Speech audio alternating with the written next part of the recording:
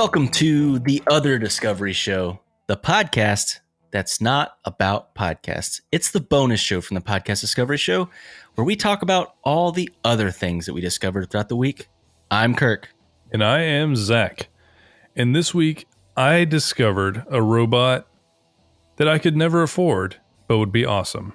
So there's a robot kitchen that is made by Moli Robotics that literally is a giant. Here, I'll put this in chat so everybody can see it. And I want to see this. It's a giant, it looks like a robot crab hanging from the ceiling that has over 5,000 recipes that literally you push a button and the robot will make you dinner. And then after it makes you dinner, it will also clean up. What? Dude, this thing looks like something from the Jetsons, dude. Yeah, it's crazy looking. So this is from a Russian robotics company. And essentially, they wanted to figure out how to do this with restaurants, I think was the original plan. And what they have now, though, is something that's available, but costs 250,000 euro. So basically, you can get a house or you can get a robot that's going to cook all your food for you. But he does say that there's been 1,200 people who really want to buy one of these things. And a quote from the creator of this: "What you're looking at here is the world's first consumer robotic kitchen. Like all breakthrough technologies, cars, televisions, and computers, it will appeal to enthusiasts, professionals, and early adopters, and is priced accordingly."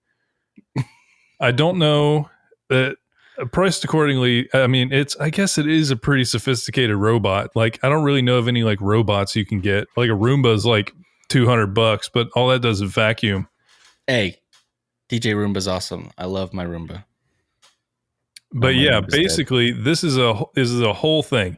So this robot was developed with the assistance of a winner of MasterChef on BBC, and essentially they captured his cooking techniques in 3D and then translated it into algorithms for this robot. Really? No, that's even cooler. No, that's awesome. And okay, now, of course, I want one of these things. It sounds awesome. Anybody would want this. But if you're talking about like this thing being able to do what it's supposed to be able to do for like a restaurant, that's not near as ridiculous to think about. No, it definitely seems to make more sense if it could just be blasting through, because it could be 24 hours. Aside from like maintenance cycles, you don't have to pay the robot to work there. You don't have to like give it any breaks. You just let the robot go do robot things. I mean, literally, if it does the job of like 2 or 3 people, then it could pay for itself. I mean, I don't know. It sounds like, it sounds crazy. You know, it sounds like something out of, like I said, the Jetsons, something that's way too far in the future that would never actually be a thing. But it's a thing. Okay, I'm assuming because you keep referencing it, you watched the Jetsons as a kid. What was the thing on the Jetsons that you wanted? Oh my God, the freaking like flying car that turned into a suitcase. Yeah, that definitely was one of them. The other thing that seemed amazing was the whole like morning routine machine. Yes. That like it would just put you on a conveyor belt and you wouldn't have to actually do anything, and it would like give you a shower. Put your clothes on, give you a shower. It's just like, I'm not going to wake up until I'm at work. My car is going to fly me there, and then it's going to turn into a briefcase. I'm going to go inside. No, the Jetsons is amazing. But on this robot, there are a couple more chefs who are working to kind of go for the launch of this thing. They've created 30 new dishes to showcase the capabilities, and then they're going to add new recipes every month. And the company has said that ultimately customers will be able to select from a digital menu of more than 5,000 choices, as well as having the option to record their own favorite dishes. What? So you could give it your grandma's recipe to make grandma's tamales? Yeah. Or oh my God. Nana's biscuits made by a robot every morning. That's amazing. I mean, it's definitely something that if I was like ludicrously rich and could just drop 250,000 euro on something that's, I can't tell if it's laziness or if it's genius. You know what I mean? I Because I like like cooking. cooking. I like cooking. We said that basically at the same time. But like the fact that you can have like almost the perfect meal made for you just by you can imagine like being like, hey Alexa, I want this for dinner, and then it gets your robot to make it while you're driving home from work. Yeah. That sounds amazing. Or I could at least tell the robot to be my like sous chef. So it can cut it can like peel the potatoes and like cut them up, and I'll get home and I'll do the cooking part. We're having our small first Christmas thing tomorrow, and I have to make both a sweet potato thing and my famous mashed potatoes. So I have so many potatoes to peel in the morning, and I'm not. I like how they're like, you're the potato guy. I'm the potato guy. I don't know how it happened, but I am the potato guy, and I have to peel so many potatoes. I mean, luckily I have children, so I usually make them help me peel the potatoes. Does that work? Can you convince them to peel potatoes? Yes. Because then they're like, I want to help. I'm like, okay, peel these potatoes. Peel the potatoes. No, I mean, that wasn't even my least favorite thing. The worst thing for me was like shucking peas. Shucking corn was the one I hated. I didn't mind corn. I think I got used to that. But yeah, this is what would happen with me is it would be every summer, and my dad would go to the market and he would buy a truckload. So like the whole back of his truck would be full of it. So you're talking like 400 ears of corn. So it wasn't like, okay, we're going to shuck, 15 ears of corn, 5 ears of corn. It was like 100, because then my mom would like make cream corn and freeze it. And it was just like, oh my God, it sounds good. And it was always like, you can't do anything until you shuck all the corn. Then you can go swimming. Then you can go ride your bike. God, that is not how your dad sounded when I remembered it, at least. No, it wasn't my dad. My dad didn't care. He didn't care who shucked the corn. He's just like, I ain't doing it. I bought it. Someone figure out who's doing it. I bought it, so I'm not responsible for the shucking. That was my mom. My mom was a teacher as well, and the summers were the worst. I mean, it was the best and the worst, because like she would buy me school books and make me do math and reading stuff in the summer so that I wouldn't forget stuff. So I'd have to wake up in the morning and basically do homeschool in the summer. And I remember my friends would come over and I still would have to do it. So they'd be swimming in the pool without me while I'm doing my math lessons during the summer. Got him. I hate them so much. I hated them so much. Is that why you hate math? Yes, that is exactly why I hate math. That's why he hates math and corn. So now you know. I hate both so much. Just give me a hot dog. I love hot dogs. You and the hot dogs. Don't try and blame this on me. All right. So I found this. I mean, it's just an amazing article. It's so good. I'm going to share it here in the chat real quick because you got to see the little picture. It's about this science experiment that they did. It was a science experiment about rats, and I guess they're in enriched environments or whatever. They'd give them things to play with, or a wheel that they could run in, and some like a ball that they could roll around. But they went a little bit further. It looks adorable, the picture I'm seeing on the front of this article. They made a car that the rats could drive, and they actually learned how to drive.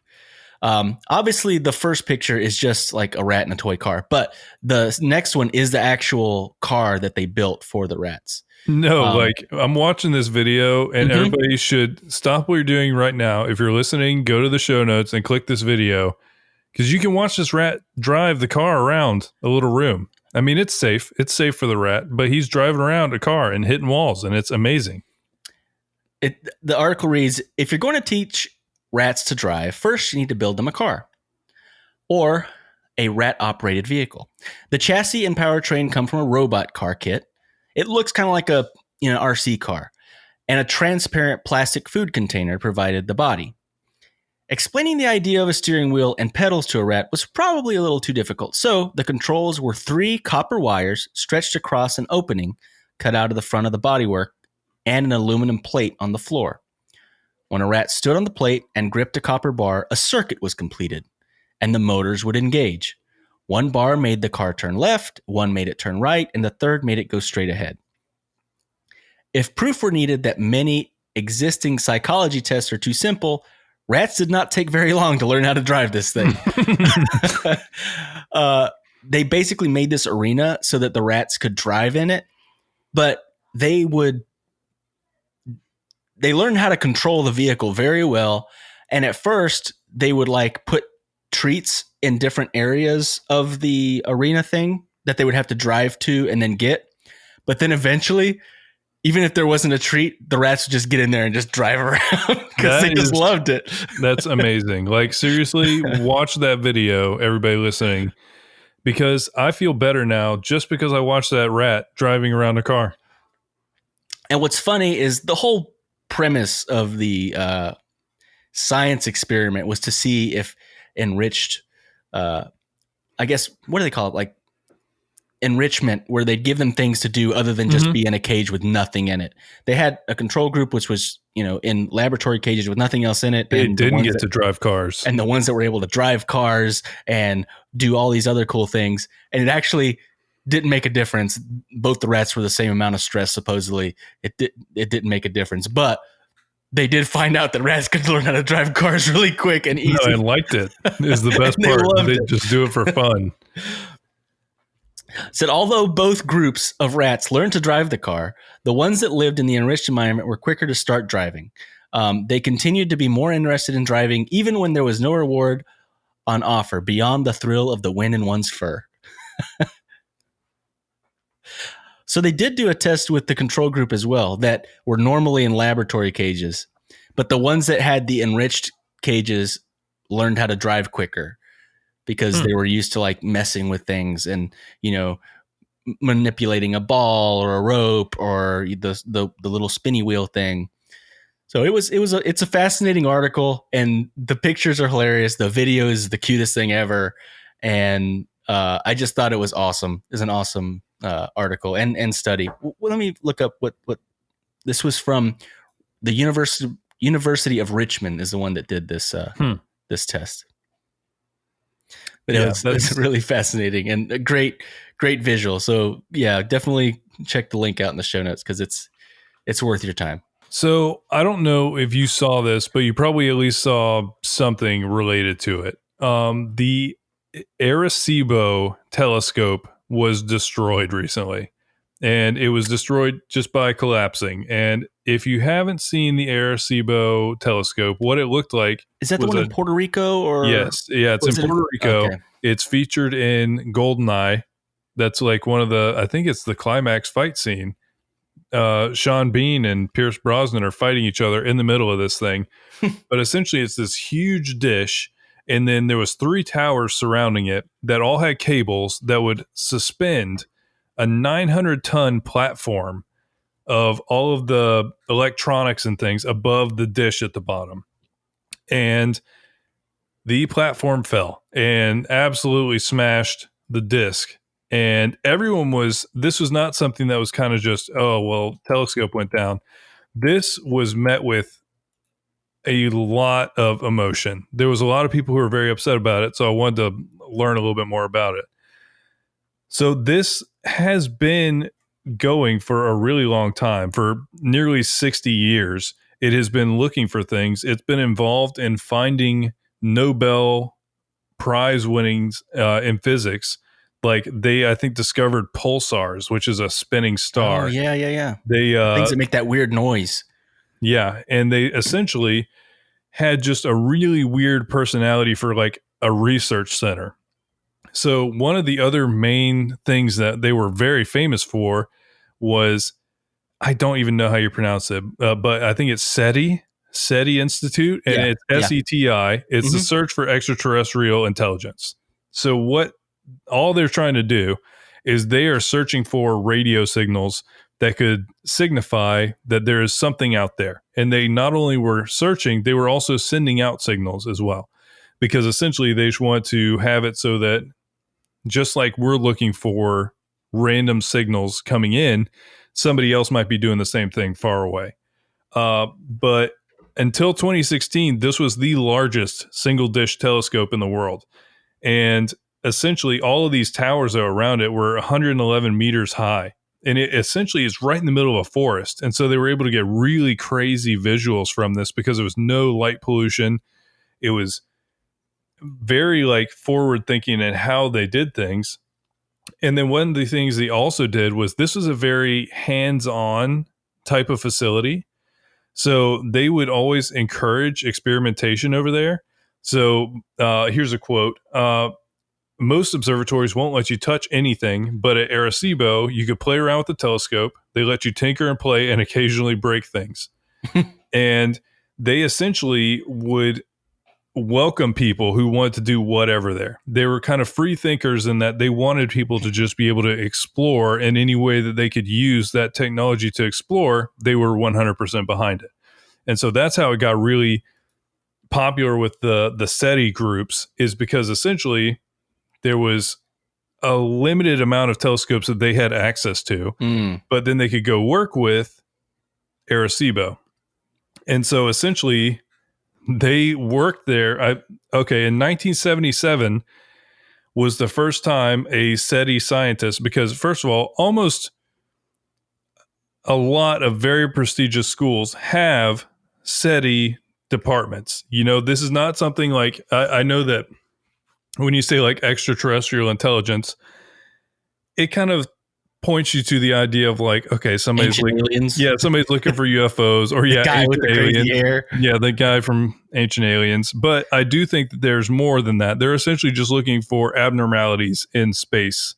You know, that's really what it comes down to. And so there's a lot of colleges, prestigious ones even, across the country that are involved in this. And so a lot of times what they had set up is they would also incorporate people to do it. Like we've talked about a couple of these large data projects where they would invite volunteers to be a part of it, because there's just so much to sift through. Mm-hmm. If you can have a wide group of people all giving some time to it, it'll help you cut it down. So there was a lot of projects going out of here. And in 74, they actually started blasting a radio signal towards star clusters to try and do that same thing where they're trying to send out signals so that other people could see us too. But basically, everything about this place was just kind of collaborative. It would allow people to go experience a really cool structure. It would allow researchers to use any technology they could. And so I think that's mostly why people were sad about it. It was a very, I don't even know how you describe it, but it was very there was a lot of outreach from this actual facility. Yeah. And there's actually a video of it collapsing. Yeah, they released a drone footage of it collapsing, and it full on explodes. Did they know it was going to collapse? Yes, they were afraid. They knew that one of the wires had too much tension on it, but they couldn't figure out how to fix that because it was 900 tons. The platform that was being held up weighed so much. They didn't know how to fix it, you know? So they were working on that. And then I think it was like the first of this month, it just fell and destroyed the entire dish. So now the question is, and it's still up in the air because there's a lot of outreach on trying to get something like this again. They've kept everybody on staff still there. They're trying to figure out, do we build something new that has this kind of capabilities next to it? Do we try and repair this one, or do we just try and pivot to something else? So right now it's still completely up in the air, but I feel like it's got a really cool legacy of essentially what their ethos was as a research station. Yeah, no, and I don't remember where I heard this. I don't know if it was a podcast or if I was listening to I listen to the news thing in the morning. It's like 10 minutes and it gives a small snapshot of all the news. It may have been that. But they were talking about this satellite or whatever you call it it was in a little town, but it brought a lot of tourism. I think they said 50 to 100,000 people a year would come to visit this thing. And so now that it's not there, they're trying to, but the thing is, to replace it, it's going to be I forget. I think it was $500 million or something. Yeah, ridiculous. I think it's ludicrously expensive. It was a ridiculous amount of money, but it was crazy how much like tourism was brought into that very small town because of this thing that now will completely dry up. Like if that thing's not there anymore or not something even somewhat comparable to replace it, it's going to literally change the whole economy of that town. Because I'm sure there's a decent economy built around the tourism to this scientific site. Yeah. Bonus on this website I'm on called Supercluster. It says it has a launch countdown. So I guess just whenever there's a launch of any kind, they have a countdown. Virgin Orbit launches first crewed spacecraft from New Mexico. So I guess Virgin, like airlines, is doing their first crewed launch. So another contestant enters for the private space industry. It's in 13 hours. Guys, there's a lot of exciting stuff going on in like the space stuff. It's fascinating and it's exciting. And literally there's so much going on that a lot of times you just miss it. There was a launch the other night and I didn't even know about it. And it was a beautiful night. And I wish I would have known because I could have probably seen this one. That's always my problem. I looked at so many trying to see them and I missed, like I couldn't see anything. So I gave up. Yeah. Guys, I have the discovery of discoveries. It is, I think the day this comes out is either the day that it's going to release or the day before on the 13th. So that will be, So the day, no, I guess it's the day after. But you can watch it whenever. I've never wanted to have Lifetime's streaming service until now. And I'm sure that's why they did it. This is exactly why they did it. I mean, there's no reason why not. Guys, it looks amazing. This is KFC has partnered with Lifetime to make a steamy holiday mini movie. There's so many words in there that like I don't know how they all go together. KFC, steamy, Lifetime, holiday, and what the heck is a mini movie? But it's so good and so ridiculous. It's gonna be finger licking good. That's all I gotta say. It's gonna what like and it's called A Recipe for Seduction. So it looks so ridiculously preposterous. It's gonna be a 15-minute short film with Mario Lopez as Colonel Sanders. You heard that right. AC Slater is now playing Colonel Sanders. I'm gonna read some of this press release because it's like our mini version of Munch Squad. I guarantee they have to cover this right. There's no way that they don't. There's no possible way. The mini movie is full of mystery, suspense, deception, foul play. Get it? Foul, like chickens, foul. And at the heart of it, love and fried chicken.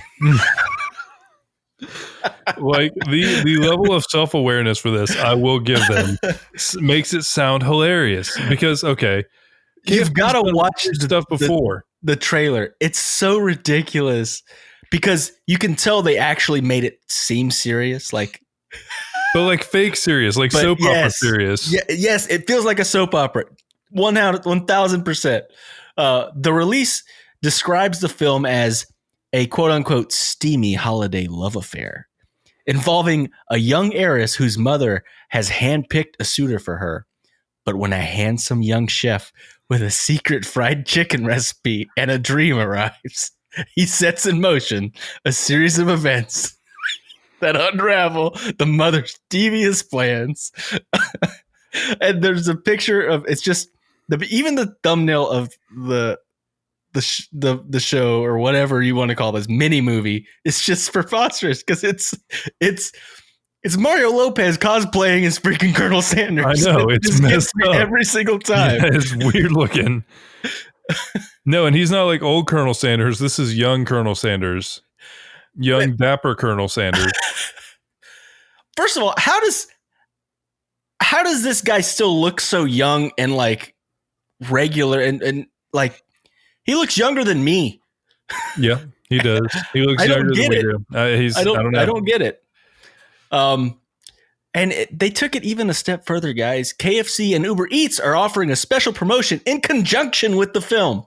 6 free extra crispy tenders with a purchase of $20 or more that will be available between December 13th, when this debuts, and the 19th via the mobile food delivery app. So, in promotion for this promotion for Lifetime's streaming service, you can get 6 free extra crispy tenders. You can get 6 tendies from Uber in Lifetime. So there's that. Now, whoever is in charge of KFC's marketing department right now is like just tripping balls all the time. Like, do you remember the dating simulator game? Yes. Like, it is just one of the wildest things I've ever heard. And then now there's a Mario Lopez movie about it. So it's just, to be honest, it's probably in response to how successful of a marketing campaign that stupid dating simulator was. Because it's preposterous as well. Yeah, no, it definitely is. And that's, it has to be. I've never played it, but I'm sure it's got to be. Self-aware enough that it makes it fun and not like annoying. You know what I mean? But yeah, that's wild. So hey, remember when they made a sandwich where the bun was chicken? I do.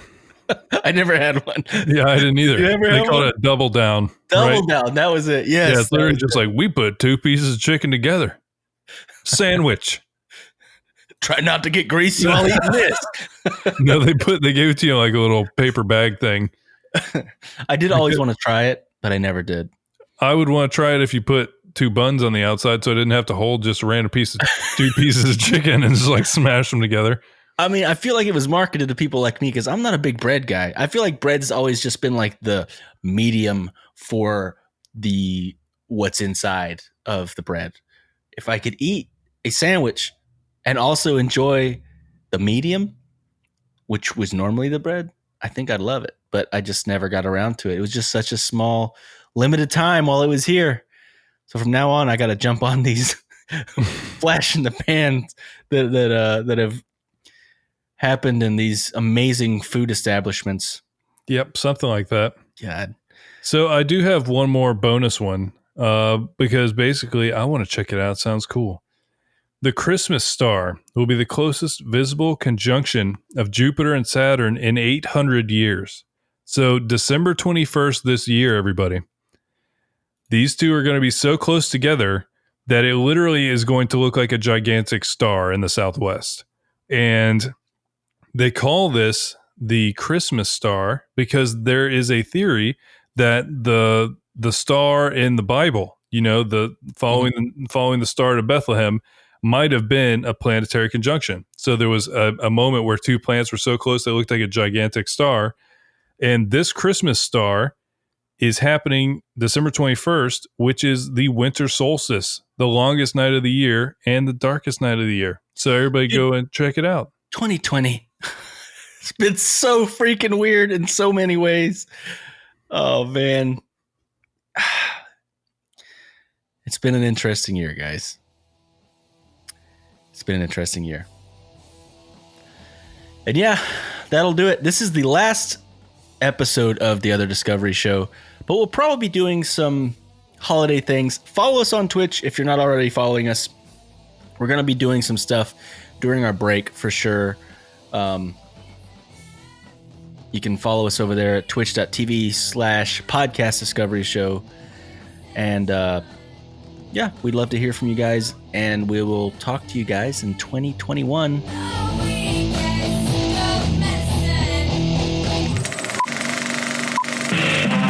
This was a podcast from the Podfix Network.